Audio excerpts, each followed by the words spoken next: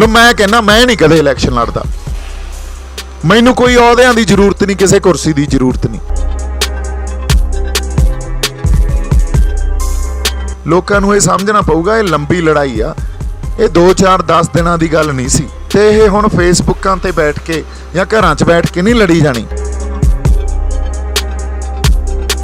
क्योंकि मनप्रीत जदों या उन्होंने जिहड़ी सियासत की उस वेले उन्होंने एक छोटा जिहा सुपना दिखाया भी मैं पंजाब च साफ सुथरी एडमिनिस्ट्रेशन देऊंगा। लोगों ने गल सुनी भी हो सकता सियासत साफ सुथरी दे दे, पर बनया क्यों नहीं? क्योंकि जदों वो भी सिस्टम च आया उन्हें देखा भी मैं जिन्ना मर्जी साफ सुथरी सियासत दे दा, पर जिहड़ा सिस्टम बनया पिया उस सिस्टम च साफ सुथरी सियासत देने वास्ते कुछ मेरे फैसले लैण दी पावर तो होनी चाहिए है। सीएम कोले पावर तो किसी नगरपालिका के प्रधान जिन्नी नहीं है, किसी MP कोले पावर तो किसी म्यूनसिपल कमेटी के कौंसलर जिन्नी नहीं है, तो असीं साफ सुथरी सियासत कित्थे दे दांगे?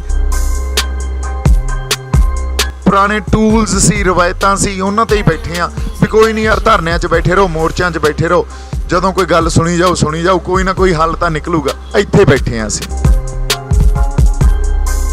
जे असीं किसी अगले राह वाल तुरना आपदे मसले हल करने आ ते सानूं चेहरे तक कढ़ने पैणगे। वो संघर्ष चों कढ़ लो, किसानी मोर्चों चों कढ़ लो, शंभू दे मोर्चे चों कढ़ लो। लोग उस वेले ਉਹਨੂੰ महाराजा मानते सी और अकाली फूला सिंह जथेदार अकाल तख्त साहब महाराजे नूं सज़ा ला दिंदे आ कोड़ियां दी, ते महाराजा आपदा कुर्ता ला के खड़ा हो जांदा भी मार लो। पंजाब दे वारसां नूं उठना तां पऊगा, गल उत्थे आके हल होनी है। पंजाब सरकार कोले जिहड़े डिपार्टमेंट चों रेवन्यू इकट्ठा हुंदा जिहदे तो रेवन्यू अर्न करते हैं या ये कह लो भी पैसे अर्न करते आ, वो कोई डिपार्टमेंट नहीं है, वो सारे केंद्र कोले आ। जिथे खर्चे करने हुंदे आ वो डिपार्टमेंट पंजाब सरकार कोले आ। एडे वड्डा अंदोलन चल रहा, लोग सड़कों ते बैठे आ, CM प्रेजिडेंट ऑफ इंडिया नूं मिलन जांदा ते CM नूं मना कर दिता जांदा। या तो वोटां किवें वधाउणीਆਂ या आपदा असीं जमीन जायदाद किवें वधाउणी आ, गल इत्थों तक ही रहिंदी है इन्हां कोले। अंदोलन चों निकलदा की असीं कहने आ बरगाड़ी वेले भी साडे नाल आए होया, सरबत खालसा वेले भी आए होया, उदों पहिलां भी साडे नाल आए होया। सत श्री अकाल पहिलां तां सारिआं नूं। आम तौर ते साडी संगत दा सारिआं दा इह सवाल हुंदा भी हुण ਇਹ ਗੱਲ ਤਾਂ ਸਾਨੂੰ ਪਤਾ ਲੱਗ ਗਈ ਆ ਵੀ ਜਿਹੜੇ ਨਵੇਂ ਕਾਨੂੰਨ ਆਏ ਆ ਉਹ ਸਾਡੇ ਲਈ ਲਾਹੇਵੰਦ ਨਹੀਂ ਆ, ਜਾਂ ਪੰਜਾਬ ਲਈ ਉਹ ਕਾਨੂੰਨ ਕਿਸੇ ਵੀ ਸੱਭਿਆਚਾਰਕ ਤੌਰ ਤੇ ਜਾਂ ਆਪਾਂ ਕਹਿ ਲਈਏ ਵੀ ਸਾਡੀ ਇਕੋਨਮੀ ਨੂੰ, ਆਰਥਿਕਤਾ ਨੂੰ ਇਹ ਸਟਰੋਂਗ ਨਹੀਂ ਕਰਨਗੇ, ਵੀਕ ਕਰਨਗੇ। ਸਾਡੇ ਸੱਭਿਆਚਾਰ ਨੂੰ ਵੀ ਬੜੀ ਵੱਡੀ ਉਹਦੇ ਤੋਂ ਖਤਰਾ, ਸੱਭਿਆਚਾਰਕ ਤੌਰ ਤੇ ਵੀ ਅਸੀਂ ਟੁੱਟ ਜਾਵਾਂਗੇ। ਇਹ ਗੱਲ ਪਤਾ ਲੱਗ ਗਈ ਆ ਪੰਜਾਬ ਨੂੰ। एक जिहड़ी जागरूकता या कह लीए भी लोग जाग गए आ, ये गल तो साडे सामने, पर हुण गांह किधर नूं तुरीए? क्योंकि जे लोकां नूं जगा लिया ते अगली सेहत ना दित्ती जावे, ये होर भी ज़्यादा खराब होंदी है। अगली सेहत देनी बड़ी जरूरी है। तो पिछले कुछ दिनों तो इसे गल ते जिहड़ी अपनी कह लो भी कुछ पंचायत हाँ, कुछ चंगे चंगियां रूहां पंजाब पक्खी या दर्दी उन्हां नाल भी गलबात चल रही सी। इसे चों पंजाब दी खुद मुख्तियारी दा जिहड़ा अज पंजाब गल कर रहा भी साडे कोले साडे फैसले लैण दा हक होना चाहिए, वो इसे गल चों निकली। पर उहदे विच एक बहुत बड़ा फासला जिहनूं आपां समझीए। अज जे किसानी दे घोल च बैठे आ, पहिलां आपां किसानी दी गल करदे, किसानी दे घोल च बैठे हैं, संघर्ष कर रहे हैं भी पंजाब दी किसानी बच जे, या साडियां जमीनां ते ਜਿਹੜੀਆਂ ਕਾਰਪੋਰੇਟ ਕੰਪਨੀਆਂ ਆ ਇਹਨਾਂ ਦੀ ਡੋਮੀਨੇਸ਼ਨ, ਇਹਨਾਂ ਦਾ ਗਲਬਾ ਨਾ ਪੈ ਜੇ, ਜਾਂ ਇਹ ਸਾਡੀਆਂ ਜ਼ਮੀਨਾਂ ਨਾ ਸਾਡੇ ਹੱਥੋਂ ਲੈ ਜਾਣ। ਕਿਉਂਕਿ ਸਾਡੀ ਧਰਤੀ ਨਾਲ ਸਾਡਾ ਸੱਭਿਆਚਾਰ ਜੁੜਿਆ ਹੋਇਆ, ਸਾਡੇ ਫਲਸਫੇ ਜੁੜੇ ਹੋਏ ਆ, ਸਾਡੀ ਸਿਆਸਤ ਜੁੜੀ ਹੋਈ ਆ। ਜੇ ਧਰਤੀ ਸਾਡੇ ਹੱਥੋਂ ਜਾਂਦੀ ਆ ਤਾਂ ਇਹ ਸਭ ਕੁਝ ਵੀ ਖੁੱਸਦਾ। ਸੋ ਸਾਡੀ ਹੋਂਦ ਦੀ ਲੜਾਈ ਆ ਗਈ। ਜਦੋਂ ਹੋਂਦ ਦੀ ਲੜਾਈ ਆ ਗਈ ਤਾਂ ਉਸ ਹੋਂਦ ਦੀ ਲੜਾਈ 'ਚ ਪ੍ਰਾਇਰਟੀ ਜਿਹੜੀ ਆਪਾਂ ਕਹਿ ਲਈਏ ਵੀ ਪਹਿਲਾਂ ਤਰਜੀਹ ਦੇਣੀ ਆ, ਉਹ ਦੇਣੀ ਆ ਅੱਜ ਕਿਸਾਨੀ ਨੂੰ ਜਾਂ ਸਾਡੀ ਜ਼ਮੀਨ ਨੂੰ। ਜ਼ਮੀਨ ਨੂੰ ਜਦੋਂ ਤਰਜੀਹ ਦੇਣੀ ਆ ਤਾਂ ਜ਼ਮੀਨ ਤਾਂ ਹੀ ਬਚੂਗੀ ਜਾਂ ਸਾਡੀ ਕਿਸਾਨੀ ਤਾਂ ਹੀ ਬਚੂਗੀ ਜੇ ਅਸੀਂ ਇਸ ਗੱਲ ਨੂੰ ਮੂਲ ਰੂਪ 'ਚ ਸਮਝ ਲਈਏ ਵੀ ਜਦੋਂ ਤੱਕ ਪੰਜਾਬ ਕੋਲੇ ਪੰਜਾਬ ਪੱਖੀ ਪੰਜਾਬ ਕੇਂਦਰਿਤ ਇੱਕ ਕਿਸਾਨੀ ਦਾ ਮਾਡਲ ਨਹੀਂ ਆ ਤੇ ਉਸ ਮਾਡਲ ਨੂੰ ਸਾਡੀ ਸਰਕਾਰ ਲਾਗੂ ਨਹੀਂ ਕਰਦੀ, ਉਦੋਂ ਤੱਕ ਪੰਜਾਬ ਦੀ ਕਿਸਾਨੀ ਜਾਂ ਸਾਡੇ ਹੱਥਾਂ 'ਚ ਜ਼ਮੀਨ ਜਾਂ ਕਹਿ ਲਈਏ ਵੀ ਅਸੀਂ ਆਪਦੀਆਂ ਜ਼ਮੀਨਾਂ ਵਾਹਾਂਗੇ, ਉਹ ਨਹੀਂ ਬਚਣਾ। ਕਿਉਂਕਿ ਜਿਹੜਾ ਪੁਰਾਣਾ ਮਾਡਲ ਵੀ ਆ ਉਹ ਵੀ ਕੋਈ ਬਾਹਲਾ ਸਿਖਾਵਾ ਨਹੀਂ ਸੀ। ਹਾਲਾਂਕਿ ਉਸ ਮਾਡਲ ਨੇ ਸਾਨੂੰ ਕਿੰਨੀਆਂ ਖੁਦਕੁਸ਼ੀਆਂ, ਕਿੰਨੇ ਕਰਜ਼ੇ, ਅੱਜ ਮੈਨੂੰ ਲੱਗਦਾ ਹਰ ਕਿਸਾਨ ਕਰਜ਼ੇ ਹੇਠ ਆ। ਸੋ ਇਹਦਾ ਮਤਲਬ ਉਸ ਮਾਡਲ 'ਚ ਹੀ ਬਹੁਤ ਵੱਡੀ ਘਾਟ ਸੀ। ਤੇ ਹੁਣ ਅੱਜ ਅਸੀਂ ਜਦੋਂ ਕਹਿ ਰਹੇ ਹਾਂ ਕਾਨੂੰਨ ਵਾਪਸ ਲਓ, ਇਹਦਾ ਇੱਕ ਮਕਸਦ ਇਹ ਵੀ ਆ ਜਾਂ ਇੱਕ ਮਤਲਬ ਇਹਦਾ ਇਹ ਵੀ ਆ ਵੀ ਉਸ ਮਾਡਲ ਨੂੰ ਅਸੀਂ ਕਹਿ ਰਹੇ ਹਾਂ ਵੀ ਉਹ ਮਾਡਲ ਹੀ ਠੀਕ ਸੀ। ਹਾਲਾਂਕਿ ਉਹ ਮਾਡਲ ਵੀ ਠੀਕ ਨਹੀਂ ਆ, ਇਹ ਗੱਲ ਸਾਨੂੰ ਮੰਨਣੀ ਪਊ। ਜੇ ਉਹ ਮਾਡਲ ਠੀਕ ਨਹੀਂ ਆ ਤੇ ਸਾਨੂੰ ਪੰਜਾਬ ਨੂੰ ਜਾਂ ਸਾਡੇ ਜਿਹੜੇ ਇੱਥੋਂ ਦੇ ਐਗਰੋ ਇਕੋਨਮਿਸਟ ਆ, ਪੰਜਾਬ ਦੇ ਲੋਕ ਆ ਜਾਂ ਪੰਜਾਬ ਦੇ ਐਲੀਟ ਇੰਟਲੈਕਚੁਅਲ ਲੋਕ ਆ ਜਿਨ੍ਹਾਂ ਨੂੰ ਆਪਾਂ ਬੁੱਧੀਜੀਵੀ ਕਹਿੰਦੇ ਆ, ਉਹਨਾਂ ਨੂੰ ਮਿਲ ਕੇ ਮੰਥਨ ਕਰਕੇ ਇੱਕ ਪੰਜਾਬ ਪੱਖੀ ਐਗਰੀਕਲਚਰ ਜਾਂ ਐਗਰੇਰੀਅਨ ਮਾਡਲ ਉਹ ਨਵਾਂ ਸਿਰਜਣਾ ਪਊਗਾ। ਉਸ ਸਿਰਜੇ ਹੋਏ ਮਾਡਲ ਤੇ ਸਾਨੂੰ ਆਪਦੀ ਪੋਲੀਟੀਕਲ ਸਟਰਗਲ ਕਰਨੀ ਪਊਗੀ ਵੀ ਇਹਨੂੰ ਲਾਗੂ ਕਰੋ ਪੰਜਾਬ 'ਚ। ਸਾਡੀ ਅਗਲੀ ਸੇਧ ਤਾਂ ਇਹ ਆ ਇਸ ਟਾਈਮ, ਔਰ ਇਹੀ ਹੋਣੀ ਚਾਹੀਦੀ ਆ। ਇਹਦੇ ਵਿੱਚ ਦੋ ਤਿੰਨ ਚਾਰ ਗੱਲਾਂ ਸਮਝਦੇ ਆਪਾਂ। ਸਾਡੇ ਕੋਲੇ ਇਹ ਮਾਡਲ 1849 ਤੱਕ ਸੀਗਾ, ਜਦੋਂ ਪੰਜਾਬ 'ਚ ਸਾਡਾ ਆਪਦਾ ਰਾਜ ਸੀ, ਜਦੋਂ ਮਹਾਰਾਜਾ ਰਣਜੀਤ ਸਿੰਘ ਦਾ ਰਾਜ ਸੀ। ਉਸ ਵੇਲੇ ਪੰਜਾਬ ਦੀ ਕਿਸਾਨੀ ਆਤਮ ਨਿਰਭਰ ਸੀ। ਉਸ ਮਾਡਲ ਨੂੰ ਜੇ ਆਪਾਂ ਪੜਾਂਗੇ, ਉਹਦੀਆਂ ਲੀਹਾਂ ਪੈੜਾਂ ਹਜੇ ਵੀ ਪਈਆਂ। ਉਸ ਵੇਲੇ ਪੰਜਾਬ ਦੀ ਕਿਸਾਨੀ ਜਾਂ ਪੰਜਾਬ ਦੇ ਲੋਕ ਆਪਦੀਆਂ ਲੋੜਾਂ ਆਪਦੇ ਖਿੱਤੇ 'ਚੋਂ ਹੀ, ਚਾਹੇ ਸਬਜ਼ੀ ਹੋਵੇ, ਚਾਹੇ ਕੋਈ ਅਨਾਜ ਹੋਵੇ, ਚਾਹੇ ਸਾਡੇ ਲੀੜੇ ਕੱਪੜੇ ਦੀ ਕੋਈ ਗੱਲ ਹੋਵੇ, ਸਭ ਕੁਝ ਆਪਦੇ ਖਿੱਤੇ 'ਚੋਂ ਪੂਰਾ ਕਰ ਲੈਂਦੇ ਸੀ। ਪੰਜਾਬ 'ਚ ਇੱਕ ਆਤਮ ਨਿਰਭਰਤਾ ਸੀਗੀ। ਹੁਣ ਉਹ ਆਤਮ ਨਿਰਭਰਤਾ ਉਦੋਂ ਹੀ ਆ ਸਕਦੀ ਆ ਜਦੋਂ ਤੁਹਾਡੀ ਲੀਡਰਸ਼ਿਪ ਦੀ ਫਰਸਟ ਪ੍ਰਾਇਰਿਟੀ ਇਹ ਹੋਵੇ ਵੀ ਮੈਂ ਆਪਦੇ ਲੋਕਾਂ ਬਾਰੇ ਪਹਿਲਾਂ ਸੋਚਣਾ, ਉਹਨਾਂ ਨੂੰ ਤਰਜੀਹ ਪਹਿਲਾਂ ਦੇਣੀ ਆ। ਜਿਹੜੀ ਨੀਤੀ ਘੜਨੀ ਆ ਉਹ ਇੱਥੋਂ ਦੇ ਲੋਕਾਂ ਨੂੰ ਸੋਚ ਕੇ ਉਹਨਾਂ ਦੀਆਂ ਲੋੜਾਂ ਦੇ ਅਨੁਸਾਰ ਘੜਨੀ ਆ। ਸਾਡੇ ਤੋਂ ਸਭ ਤੋਂ ਪਹਿਲਾਂ ਮਾਡਲ ਖੁੱਸਿਆ ਜਦੋਂ ਅੰਗਰੇਜ਼ ਰਾਜ 'ਚ ਆਏ। ਉਹਨਾਂ ਨੇ ਆਪਦੇ ਹਿਸਾਬ ਨਾਲ, ਆਪਦੇ ਵਪਾਰ ਦੇ ਹਿਸਾਬ ਨਾਲ ਇੱਕ ਨਵਾਂ ਮਾਡਲ, ਖੇਤੀ ਦਾ ਮਾਡਲ ਸਾਡੇ ਇੱਥੇ ਲਾਗੂ ਕੀਤਾ, ਜਿਹਦੇ 'ਚ ਜਿਵੇਂ ਜਿਵੇਂ ਉਹਨਾਂ ਨੇ ਟੈਕਸ ਲਾਏ, ਜਿਵੇਂ ਜਿਵੇਂ ਉਹਨਾਂ ਨੇ ਫਸਲਾਂ ਬੀਜਣ 'ਤੇ ਜਾਂ ਫਸਲਾਂ ਦਾ ਵਪਾਰੀਕਰਨ ਸਾਨੂੰ ਦਿੱਤਾ, ਉਹ ਮਾਡਲ ਸਾਡੇ ਤੋਂ ਪੰਜਾਬ ਪੱਖੀ ਮਾਡਲ ਉੱਥੋਂ ਸਾਡੇ ਹੱਥੋਂ ਨਿਕਲ ਗਿਆ। ਅੰਗਰੇਜ਼ਾਂ ਨੇ ਹਕੂਮਤ ਕੀਤੀ ਤੇ ਉਹ ਜਿਹੜਾ ਉਸ 100 ਸਾਲਾਂ 'ਚ ਪੰਜਾਬ ਕੋਲੇ ਆਪਦਾ ਖੇਤੀ ਦਾ ਮਾਡਲ ਆ ਉਹ ਨਿਕਲ ਗਿਆ ਹੱਥੋਂ। ਤੇ ਜਿਹੜਾ ਮਾਡਲ ਅੰਗਰੇਜ਼ਾਂ ਨੇ ਦਿੱਤਾ, ਅਸੀਂ ਉਸ ਮਾਡਲ ਤੇ ਖੇਤੀ ਕਰਨ ਲੱਗ ਗਏ। ਉਸ ਵੇਲੇ ਤੋਂ ਬਾਅਦ, ਆਜ਼ਾਦੀ ਤੋਂ ਬਾਅਦ, ਹਿੰਦੁਸਤਾਨ ਦਿੱਲੀ ਸਰਕਾਰ ਹੋਂਦ 'ਚ ਆਈ। ਦਿੱਲੀ ਸਰਕਾਰ ਦਾ ਸਭ ਤੋਂ ਵੱਡਾ ਇੱਕ ਜਿਹੜਾ ਟੀਚਾ ਰਿਹਾ ਵੀ ਪਾਵਰ ਨੂੰ ਕੇਂਦਰਿਤ ਕਰੀਏ, ਸੈਂਟਰਲਾਈਜ਼ ਕਰੀਏ, ਇੱਕ ਜਗ੍ਹਾ ਤੇ ਇਕੱਠੀ ਕਰੀਏ। ਜਦੋਂ ਸਰਕਾਰ ਨੇ ਪਾਵਰ ਨੂੰ ਕੇਂਦਰਿਤ ਕਰਨਾ, ਪਾਵਰ ਦੇ ਵਿੱਚ ਇਕੋਨਮੀ ਜਾਂ ਵਪਾਰ ਇੱਕ ਬਹੁਤ ਵੱਡਾ ਹਿੱਸਾ ਇਹ ਆਉਂਦਾ। ਕਿਸੇ ਵੀ ਪਾਵਰ ਨੂੰ ਉੱਥੋਂ ਦੀ ਇਕੋਨਮੀ ਤੇ ਉਹਨਾਂ ਦਾ ਗਲਬਾ, ਡੋਮੀਨੇਸ਼ਨ ਹੋਣੀ ਬੜੀ ਜ਼ਰੂਰੀ ਆ। ਸੋ ਜਦੋਂ ਪਾਵਰ ਨੂੰ ਕੇਂਦਰਿਤ ਕੀਤਾ ਗਿਆ ਤੇ ਨਾਲ ਨਾਲ ਵਪਾਰ ਨੂੰ ਵੀ ਕੇਂਦਰਿਤ ਕਰ ਲਿਆ। ਅੱਜ ਅਸੀਂ ਜਿੱਥੇ ਬੈਠੇ ਆ, ਪੰਜਾਬ ਸਰਕਾਰ ਕੋਲੇ ਜਿਹੜੇ ਡਿਪਾਰਟਮੈਂਟ 'ਚੋਂ ਰੈਵਨਿਊ ਇਕੱਠਾ ਹੁੰਦਾ, ਜਿਹਦੇ ਤੋਂ ਰੈਵਨਿਊ ਅਰਨ ਕਰਦੇ ਆ ਜਾਂ ਇਹ ਕਹਿ ਲਓ ਵੀ ਪੈਸੇ ਅਰਨ ਕਰਦੇ ਆ, ਉਹ ਕੋਈ ਡਿਪਾਰਟਮੈਂਟ ਨਹੀਂ ਆ, ਉਹ ਸਾਰੇ ਕੇਂਦਰ ਕੋਲੇ ਆ। ਜਿੱਥੇ ਖਰਚੇ ਕਰਨੇ ਹੁੰਦੇ ਆ, ਉਹ ਡਿਪਾਰਟਮੈਂਟ ਪੰਜਾਬ ਸਰਕਾਰ ਕੋਲੇ ਆ। ਸੋ ਇਹੀ ਹਾਲ ਖੇਤੀ ਦਾ ਜਿਹੜਾ ਮਾਡਲ ਦਿੱਤਾ ਹੋਇਆ ਉਹ ਸੈਂਟਰਲ ਮਾਡਲ ਆ। ਇਹਦੀ ਸਭ ਤੋਂ ਵੱਡੀ ਐਗਜ਼ਾਮਪਲ ਸਾਡੇ ਕੋਲੇ ਗ੍ਰੀਨ ਰੈਵੋਲੂਸ਼ਨ ਆ। ਜਦੋਂ ਕੇਂਦਰ ਨੂੰ ਇਹ ਗੱਲ ਲੱਗੀ ਵੀ ਅੱਜ ਦੇਸ਼ ਨੂੰ ਅਨਾਜ ਦੀ ਜ਼ਰੂਰਤ ਆ ਤਾਂ ਸਾਰੇ ਪੰਜਾਬ ਨੂੰ ਚੁਣ ਕੇ ਸਾਨੂੰ ਝੋਨੇ ਤੇ ਕਣਕ ਤਾਈਂ ਲਾਤਾ ਤੇ ਅਸੀਂ ਉਧਰ ਨੂੰ ਹੀ ਤੁਰ ਪਏ। ਸਾਡੇ ਕੋਲੇ ਬਾਕੀ ਜਿਹੜੀਆਂ ਰਵਾਇਤੀ ਫਸਲਾਂ ਸੀ ਜਾਂ ਉਹਨਾਂ ਦਾ ਜਿਵੇਂ ਮੰਡੀਕਰਨ ਹੁੰਦਾ ਸੀ, ਸਾਡਾ ਵਪਾਰ ਸੀ, ਅਸੀਂ ਉਹ ਭੁੱਲ ਗਏ। ਸੋ ਪੰਜਾਬ ਦੇ ਐਗਰੇਰੀਅਨ ਜਿਹੜਾ ਇੱਕ ਮਾਡਲ ਸੀ, ਦੇਖੋ ਸਾਡੇ ਕੋਲੇ ਇਹ ਗੱਲ ਨੂੰ ਸਮਝੀਏ, ਸਾਡੇ ਕੋਲੇ ਸਾਡੇ ਹਿਊਮਨ ਰਿਸੋਰਸਿਸ ਤੇ ਨੈਚੁਰਲ ਰਿਸੋਰਸਿਸ ਹਜੇ ਵੀ ਪਏ ਆ।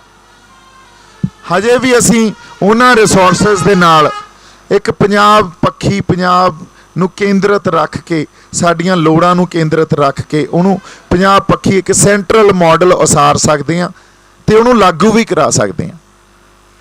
ਸਾਡੀ ਇਹ ਸਟਰਗਲ ਆ ਅੱਜ ਦੀ ਡੇਟ 'ਚ। ਸੋ ਇਸ ਕਰਕੇ ਸਭ ਤੋਂ ਵੱਡੀ ਜ਼ਰੂਰਤ ਸਾਨੂੰ ਪਹਿਲਾਂ, ਕਿਉਂਕਿ ਇਹ ਜਥੇਬੰਦੀਆਂ, ਕਿਸਾਨ ਜਥੇਬੰਦੀਆਂ ਨੂੰ ਵੀ ਇਹ ਗੱਲ ਸਮਝ ਆ ਚੁੱਕੀ ਆ ਵੀ ਸਾਡੇ ਕੋਲੇ ਜਿਹੜਾ ਖੇਤੀਬਾੜੀ ਦਾ ਸਾਡਾ ਮਾਡਲ ਆ, ਉਹ ਮਾਡਲ ਹੀ ਸਸਟੇਨੇਬਲ ਨਹੀਂ ਆ। ਉਹ ਮਾਡਲ ਫੇਲ ਹੋ ਚੁੱਕਿਆ, ਬਹੁਤ ਬੁਰੀ ਤਰ੍ਹਾਂ ਫੇਲ ਹੋ ਚੁੱਕਿਆ। ਉਸ ਮਾਡਲ ਦੇ ਫੇਲ ਹੋਣ ਕਾਰਨ ਵਸ ਹੀ ਇਹ ਸਿਚੁਏਸ਼ਨ ਆਈ ਆ ਤੇ ਨਵੇਂ ਲਾਅ ਆਏ ਆ। ਜੇ ਪੰਜਾਬ ਨੇ ਬਚਣਾ, ਸਾਡੀ ਖੇਤੀ ਨੇ ਬਚਣਾ, ਤਾਂ ਸਾਨੂੰ ਪੰਜਾਬ ਸੈਂਟਰਲ ਖੇਤੀਬਾੜੀ ਮਾਡਲ ਇੱਕ ਆਪਦਾ ਨਵਾਂ ਲੱਭਣਾ ਪਊਗਾ, ਕ੍ਰੀਏਟ ਕਰਨਾ ਪਊਗਾ। ਉਹਨਾਂ ਪੈੜਾਂ ਤੇ ਕ੍ਰੀਏਟ ਕਰਨਾ ਪਊਗਾ ਜਿਹੜੀਆਂ ਅਸੀਂ ਕਿਹਾ ਵੀ 1849 'ਚ ਜਦੋਂ ਤੱਕ ਸਾਡੇ ਕੋਲੇ ਆਪਦਾ ਇੱਕ ਪੰਜਾਬ ਪੱਖੀ ਖੇਤੀਬਾੜੀ ਮਾਡਲ ਸੀ। ਕਿਉਂਕਿ ਧਰਤੀ ਵੀ ਉਹੀ ਆ, ਪਾਣੀ ਵੀ, ਦਰਿਆ ਵੀ, ਹਿਊਮਨ ਰਿਸੋਰਸਿਸ ਵੀ, ਸਕਿੱਲ ਵੀ ਸਾਡੇ 'ਚ ਉਹੀ ਆ। ਉਦੋਂ ਵੀ ਖੇਤੀ ਕਰਦੇ ਸੀ, ਅੱਜ ਤਾਂ ਬਲਕਿ ਸਾਡੇ ਕੋਲੇ ਮਸ਼ੀਨਾਂ ਵੀ ਆ। ਇਸ ਤਰ੍ਹਾਂ ਇਸ ਲੈਵਲ ਤੱਕ ਮਸ਼ੀਨੀਕਰਨ ਵੀ ਨਹੀਂ ਹੋਇਆ ਸੀ। ਪਰ ਜਦੋਂ ਆਪਾਂ ਪੰਜਾਬ ਪੱਖੀ ਜਾਂ ਪੰਜਾਬ ਕੇਂਦਰਿਤ ਖੇਤੀਬਾੜੀ ਮਾਡਲ ਦੀ ਗੱਲ ਕਰਦੇ ਹਾਂ, ਉਹਦੇ 'ਚ ਸਾਨੂੰ ਸਾਡੇ ਵਾਤਾਵਰਨ, ਜਿਹਦੇ 'ਚ ਪਾਣੀ, ਸਾਡੀ ਮਿੱਟੀ, ਸਾਡੀ ਆਬੋ ਹਵਾ, ਇਹਦਾ ਵੀ ਧਿਆਨ ਰੱਖਣਾ ਪਊਗਾ ਤੇ ਸਾਨੂੰ ਸਾਡੇ ਕਲਚਰਲ ਸੱਭਿਆਚਾਰ ਦਾ ਵੀ ਧਿਆਨ ਰੱਖਣਾ ਪਊਗਾ ਤੇ ਸੋਸ਼ਲ ਨੀਡਸ ਦਾ ਵੀ ਧਿਆਨ ਰੱਖਣਾ ਪਊਗਾ।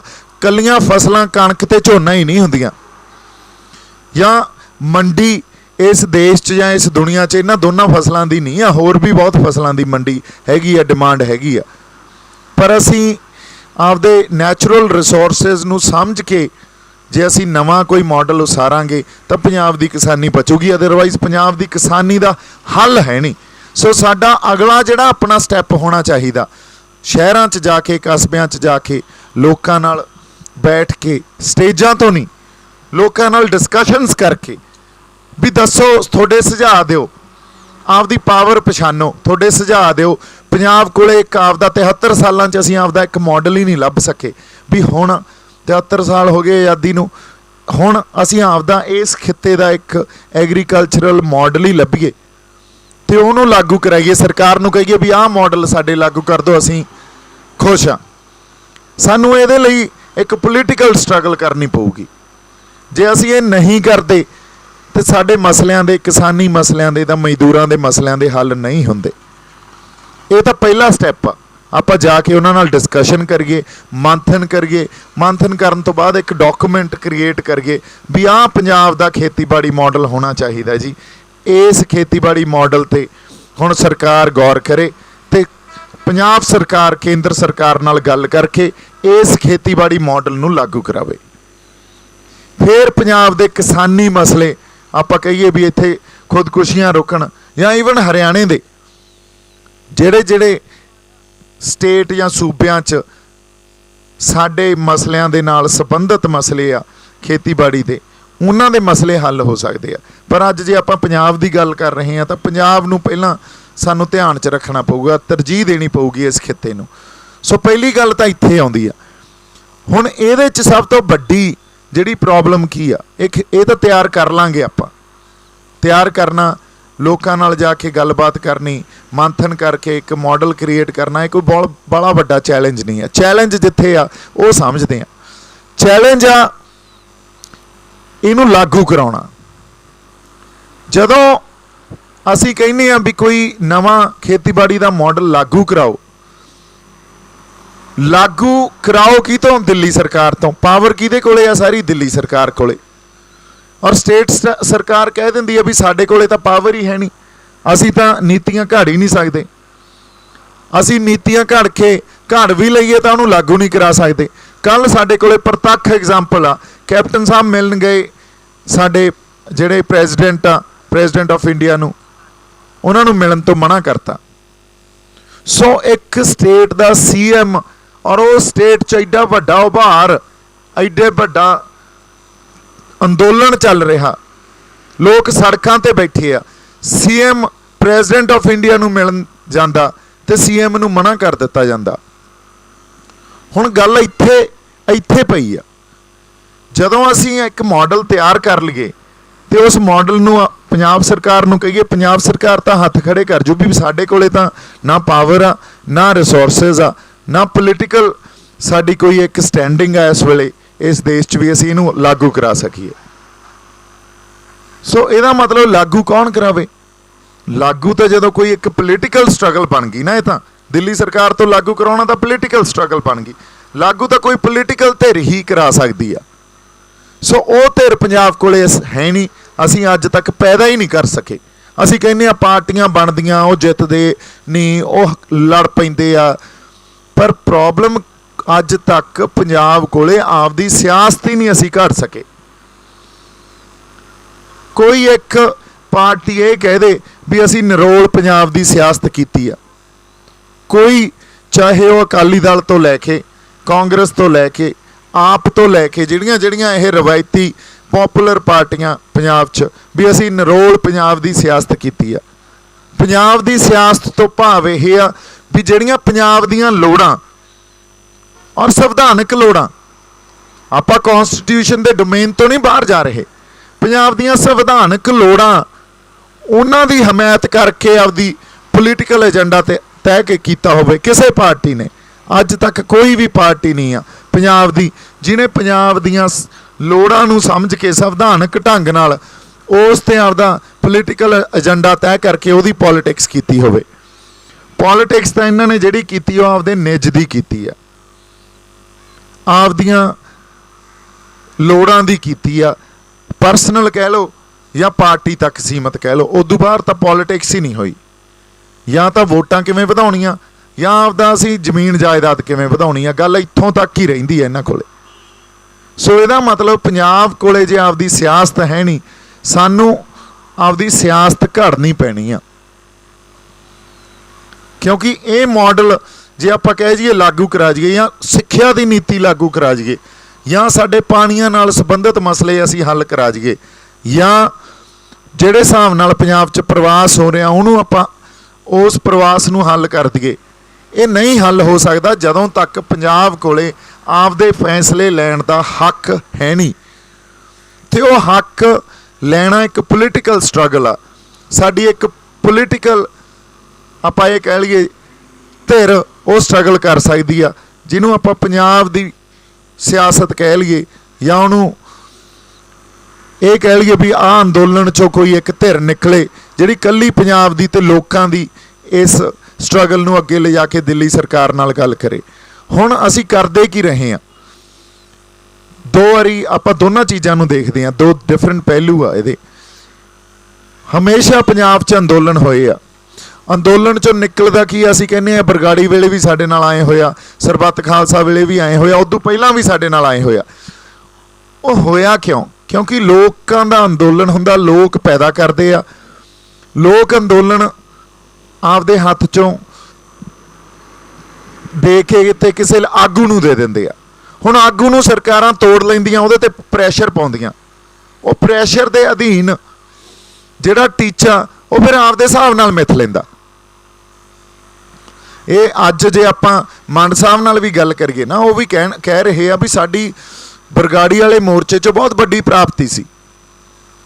ਹੋ ਸਕਦਾ ਉਹਨਾਂ ਨੂੰ ਇਹ ਗੱਲ ਸਹੀ ਲੱਗਦੀ ਹੋਵੇ, ਪ੍ਰਾਪਤੀ ਹੋਵੇ ਵੀ, ਪਰ ਆਮ ਤੌਰ ਤੇ ਜਿਹੜੀ ਸੰਗਤ 'ਚ ਲੋਕਾਂ 'ਚ ਇਹ ਗੱਲ ਆ ਗਈ ਵੀ ਬਰਗਾੜੀ ਵਾਲੇ ਮੋਰਚੇ 'ਚ ਕੁਛ ਨਹੀਂ ਨਿਕਲਿਆ ਯਾਰ, ਅਸੀਂ ਮਹੀਨਿਆਂ ਬੱਧੀ ਉਸ ਮੋਰਚੇ 'ਚ ਗਏ, ਮੋਰਚੇ 'ਚ ਸ਼ਮੂਲੀਅਤ ਵੀ ਦਿੱਤੀ, ਇੰਨਾ ਉਤਸ਼ਾਹ, ਪਰ ਨਿਕਲਿਆ ਫੇਰ ਵੀ ਕੁਛ ਨਹੀਂ। ਉਹ ਮਾਨਸਿਕਤਾ ਨੂੰ ਸਮਝਦੇ ਹਾਂ।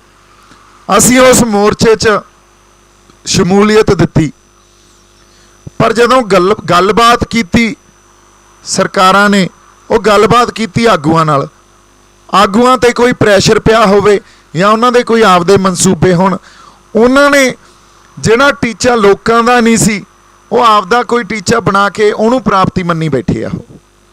ਪਰ ਲੋਕਾਂ ਦਾ ਟੀਚਾ ਉਹ ਨਹੀਂ ਸੀ, ਲੋਕਾਂ ਦਾ ਟੀਚਾ ਕੁਝ ਹੋਰ ਸੀ।